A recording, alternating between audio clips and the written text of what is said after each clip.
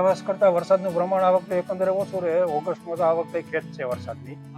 જુલાઈ સારો છે, પાછો સપ્ટેમ્બરમાં થોડુંક મધ્યમ રહે, ઓક્ટોબરમાં વરસાદ, સપ્ટેમ્બરમાં એટલે પાછળ સારો જ વરસાદ થશે.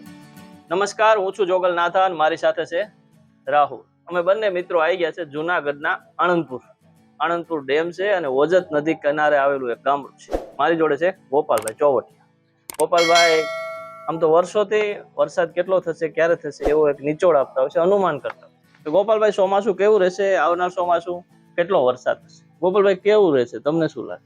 ચોમાસું આ વખતે એકંદરે મધ્યમ રહેશે, બહુ સારો નહીં, બહુ નબળો નહીં. શરૂઆતમાં જે જૂન મહિનામાં વરસાદના 2 યોગ છે એ સારા થઈ જાય તો વાવણી થઈ જાય.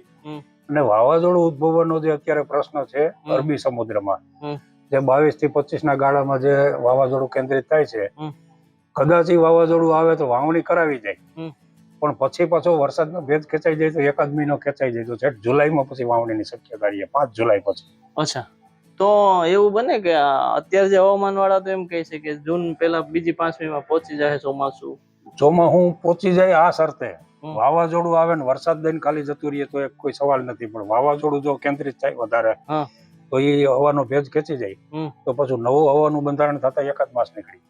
અચ્છા, અને આવું ઘણી વખત બનેલું છે. બરાબર. જ્યારે અરબી સમુદ્રમાં વાવાઝોડા કેન્દ્રિત થયા ત્યારે સૌરાષ્ટ્રને વરસાદનો લાભ આપ્યો છે ચોક્કસ, પણ પાછળ ખેંચાઈ જાય છે વરસાદ.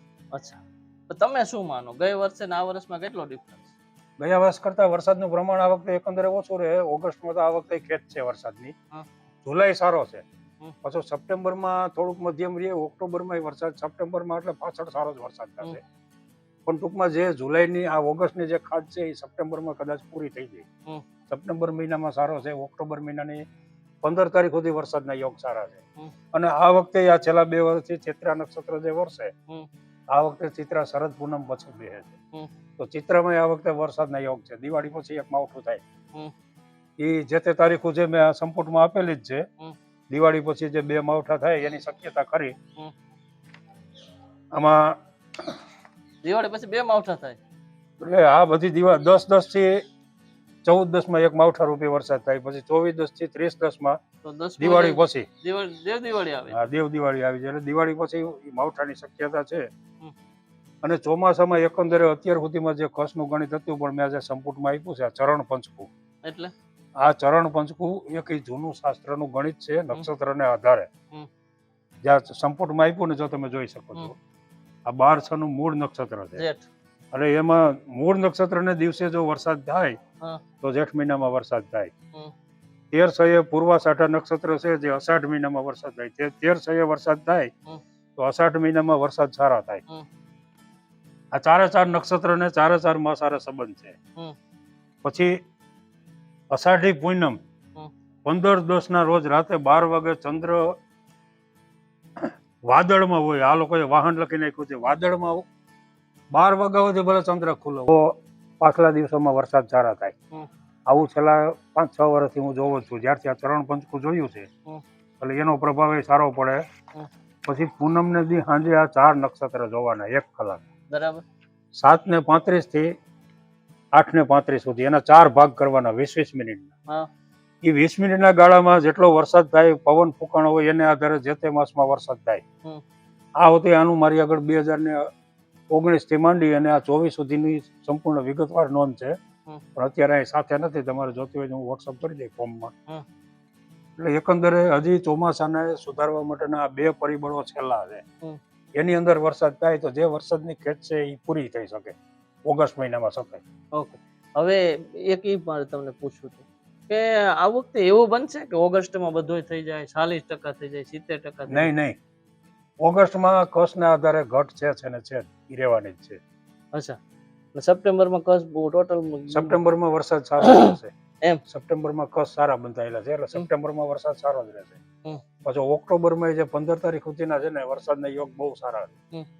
પછી તો એમાં શું છે કે પાછલો હસ્ત નક્ષત્રમાં તો બપોર પછીના વરસાદ હોય, જ્યાં પડે ત્યાં પડી જાય, પછી બીજા દિવસે બીજી જગ્યાએ થાય. પણ ટૂંકમાં વરસાદ સારા રહેશે હાથિયા નક્ષત્રમાં. ચિત્રામાં વરસાદનો યોગ સારો જ છે. બરાબર. હવે એ કેવું કે તમે મને કીધું એ જુનાગઢ નું ગણું કે આખા ગુજરાત નું ગણું? આમાં એવું છે, મારો વિસ્તાર જુનાગઢ નું કેન્દ્ર આવે. જુનાગઢ થી દક્ષિણમાં 12 કિલોમીટર મારું ગામ છે. હમ. તો ત્યાંથી આપણે જોતા હોય તો 50 થી 70 કિલોમીટરની રેન્જમાં એ નજર પતતી હોય ત્યાં સુધીમાં બધે લાગુ પડે. અચ્છા. આમાં એવું છે કસ વાદળા છે અત્યારે આપણે આકાશમાં જોઈ હમ. આમ દેખાય છે પણ એ ગોંડલ ઉપર હોય. હમ. અહીંથી દેખાતા હોય. હા. ઉત્તરમાં તમે જોવો તો ગોંડલ ઉપર હોય, પૂર્વમાં જોવો છેટ અમરેલી હોતી હોય. હમ. તો એ વરસાદ અમરેલીથી માંડીને આવ્યો તેમાં ગમે ત્યાં થાય, એનું કોઈ ચોક્કસ સ્થાન ન હોય. હમ. પણ ટૂંકમાં જે સામે દેખાય ને એ સાચું જ છે અત્યારે પરિસ્થિતિ પ્રમાણે. હમ. વાદળાના કસ તમને આકાશમાં દેખાય છે એને વરસવું આવવું જ પડે, એ બરાબર. સવાલ જ નથી. તો આ તમે અવાર તો બધા કે કસ કાતરા ઓછા થયા છે. એ તો ઓછા જ છે. આ વખતે ટોટલ 50 થી 60 દિવસના કસ થયા છે જે 4 મહિનાના ગાળામાં. પણ લીંબોડી ને દેશી જે આપણી વનસ્પતિ થોડીક ઓછી પોઝિટિવ છે એવું? વનસ્પતિમાં એવું છે ખાખરામાં કેસુડા પુષ્કળ આવ્યા. હમ. અને ખાખરામાં કેસુડા પહેલા મહિનામાં દેખાવા માંડ્યા હતા અમારા વિસ્તારમાં. હમ. તો હોળી આવી ત્યાર સુધીમાં પાકી ગયા અને પડિયા બંધાણા એમાં છેડે એક જ બી હતું, હમ. નહીતર 3 બિયાર હોય. હમ. અત્યારે ચણિયાબોરમાં પુષ્કળ ફાલ છે અત્યારે. હા. હમ. એના ફોટા જોતા જ મારી આગળ પડ્યા છે મોબાઈલમાં, હું તમને મોકલીને હજી 1-2 રસ્તામાંથી પાડવાના છે. હમ. પછી લીંબોડી, હમ. લીમડામાં મોર હતો ઈ જૂજ આવ્યો હમ. તો લીંબોડી નથી પાછી. એટલે ટૂંકમાં આ ઓલું છે કે સામે આકાશમાં કસ દેખાણા તો કસ ટાઈમે નહીં વરસે, દેખાણા જેમ આમાં કેમ ફાલ પુષ્કળ આવ્યો, કેસુડા પુષ્કળ આવ્યો, પડિયા નથી બંધાણા. હમ. આંબામાં તમે જુઓ નવેમ્બરમાં મોર પુષ્કળ આવ્યો હતો, બંધ. દાઝી ગયો, કેરીનું આવરણ બહુ ઓછું થઈ ગયું. હમ. એટલે એક પરિબળ સફળ છે તો બીજું પરિબળ નબળું છે પાછું. બરાબર. પણ આમ એકંદરે ખેડૂતો આમ ચિંતા કરે કે ન? ચિંતા થાય પણ એમાં એકંદરે વરસ સંતોષકારક રહે. દિવાળી પછીનો જે પાણીનો પ્રશ્ન હોય એ કદાચ શિયાળા પૂરતો એ ઉનાળામાં પાણીની ઘટ નથી. બરાબર. ચોમાસું પાક માટે પાણીની ખેત 1 ઓગસ્ટમાં રહે તો એ પિયતની તૈયારી રાખવાની. હમ. સપ્ટેમ્બર ઓક્ટોબરમાં વરસાદ સારા છે. અચ્છા. જેટલું પાસ્તર લાંબા ગાળાના પાક વાવશે એટલો ફાયદો છે. નહીતર શું છે નવરાત્રી પછી વરસાદ છે જે શરદ પૂનમ પછી ચિત્રામાં, હમ. તો એ પાકને બગાડે. અચ્છા. પછી આ ટીટોડીના ઈંડા વાળી વાત તમે કોઈ માનો કે તમારું શું? નહીં, ટીટોડીના ઈંડા એ બરોબર છે. ટીટોડી છે ને 2 વખત ઈંડા મૂકે છે. હમ. માર્ચની શરૂઆતમાં એના ઈંડા હોય. હમ. એ બચ્ચા અત્યારે ઉજરીને પુખ્ત થઈ ગયા ને અત્યારે હજી નાના બચ્ચાય છે. હમ. તો જે કાયદેસર છે ને એ 2 મહિનાના આખરમાં જે ઈંડા મૂકે હમ. ઈ એની હારે સંબંધ છે. ઈંડાને બચ્ચા એના છે ને વરસાદ થાય એ પેલા ઉજરી જાય. હમ. ઈ ચોક્કસ છે. 4 ઈંડા મૂકે પછી અમુક તો ફેસબુકમાં અમુક 7-8 ઈંડા મૂક્યા હતા. શક્ય જ નથી. ટીટોડીના વધીને 3 થી 4 ઈંડા જ હોય. 5મું ઈંડું એમાં હમણાં એક ભાઈએ ફોટો મૂક્યો એને 5 મૂક્યા હતા. કેમ માની લેવું? આ સંપુટમાં 4 આપ્યા છે. હા. આથી વિશેષ મારી લાઈફમાં મેં કોઈ દી જોયા નથી. 4 જ હોય. 3 થી 4. હમ. 2 હોય, હમ. 3 હોય, 4 હોય. ટીટોડીના ઈંડાને સંબંધ એક જ છે કે તમારા ખેતરમાં ટીટોડીએ ક્યાંય પણ ઈંડા મૂક્યા હોય, મારા ખેતરમાં નિરીક્ષણ કરેલું છે કે પાણીનો જે વેગ જે જગ્યાએ જાતું હોય ને હમ. એથી ઉપર જેટલો ઈંડા મૂકે ને એટલો વરસાદ વધારે હોય. હમ. જે વર્ષે દુકાળ પડેલા છે ને એ વર્ષે પાણી જે ખેતરમાં નિકાસ હોય ને શિયાળાના ભાગમાં ત્યાં ઈંડા મૂકેલા છે. એ વર્ષે નબળું જ થયેલ છે કે ખેતરમાંથી પાણી દોડે જ નહીં. અચ્છા. વાયામાં મૂકે. હા. જે ધારો કે પ્રવાહ પાણીનો છે આ ઓકરો સંપૂર્ણ છે છે આપણે ન્યા આપણા ખેતરનો આખો ઢાળ આમ ઢાળિયો છે, છે. આ બાજુથી પાણી નીકળતું હોય હા. તો એ અહીંયા ઈંડા મૂકે ને તો એ સમજી લેવાનું કે નબળું છે કારણ કે એના ઈંડા તણાય જ નહીં. હા.